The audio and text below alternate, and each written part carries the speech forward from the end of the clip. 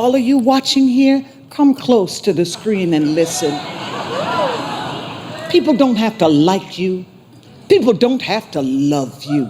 They don't even have to respect you. But when you look in the mirror, you better love what you see.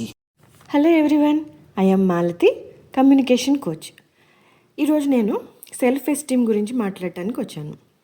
చాలామంది self ఎస్టీమ్కి ఉన్న importance కానీ దాని impact కానీ పట్టించుకోరు. First మనం self ఎస్టీమ్తో బాధపడుతూ ఉంటే మన కిడ్స్కి ఏం నేర్పించగలుగుతాం? సెల్ఫ్ ఎస్టీమ్ అంటే మన జీవితాన్ని మనం ఎలా చూస్తున్నాం అని. ఈ సెల్ఫ్ ఎస్టీమ్ అనేది డిఫరెంట్ ఫ్యాక్టర్స్ మీద డిపెండ్ అయి ఫామ్ అవుతుంది. చిన్నప్పుడు మనకు ఎదురైన experiences main reason.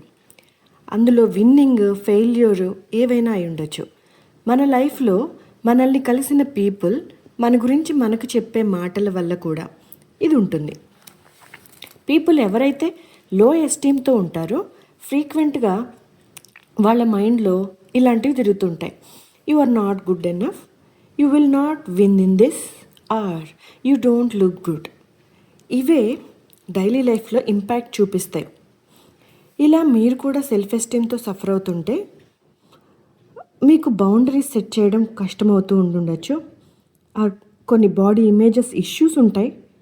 New things చేయాలంటే కూడా ఒక ఫెయిల్యూర్ అనే భయంతో ఆగిపోతారు, ట్రై చేయకుండా. అలానే హ్యూమన్ రిలేషన్ మీద ట్రస్ట్ కూడా కోల్పోయి ఉండొచ్చు. ఇలా అన్ని రకాలుగా ఎవ్రీ ఆస్పెక్ట్ ఆఫ్ లైఫ్ మీద కూడా ఎఫెక్ట్ ఉంటుంది. మీకు దీన్ని ఎలా ఇంప్రూవ్ చేసుకోవాలో తెలుసుకోవాలంటే I have some tips given in this description.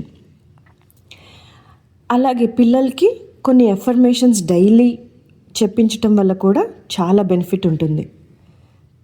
You can directly message me what are those affirmations, or if you are suffering from this you can message me at voiceofmalati@gmail.com, or if you are interested you can join my 21-day session. Thank you.